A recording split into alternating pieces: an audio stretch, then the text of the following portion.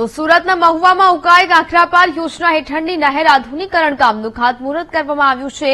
Diwaliba college ગ્રાઉન્ડમાં રાજ્યકક્ષાના મંત્રી મુકેશ પટેલના હસ્તે આ ખાતમુહૂર્ત કરવામાં આવ્યું। આ કાર્યક્રમમાં ભાજપ જિલ્લા પ્રમુખ બારડોલી ધારાસભ્ય ઈશ્વર પરમાર, સ્થાનિક ધારાસભ્ય મોહન ડોડિયા અને સુમુલ ડેરીના ચેરમેન માનસી પટેલ તેમજ મોટી સંખ્યામાં ખેડૂતો પણ હાજર રહ્યા।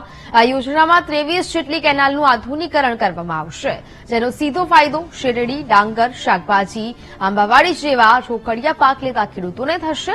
નહેર સુધારણાના ₹37 કરોડના ખર્ચે કામો અંદાજિત 1,40,000 હેક્ટર વિસ્તારના ખેડૂતોને તેનો લાભ મળશે।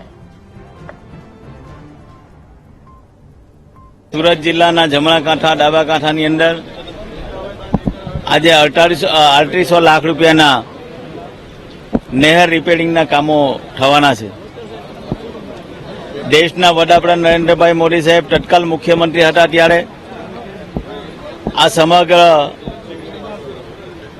ઉકાઈની અંદર આપણે 1500 કરોડ રૂપિયા એમણે મંજૂર કર્યા હતા અને એ 1500 કરોડ રૂપિયા 10 તબક્કાની અંદર કામ પરિપૂર્ણ કરવાનું હતું। ત્યારે જે કેનાલની કેપેસિટી 2250 ક્યુસેક હતી, આજે નહેરના સુધારણાના કામ થવાથી આજે એની કેપેસિટી લગભગ 3650 ક્યુસેકની થઈ છે।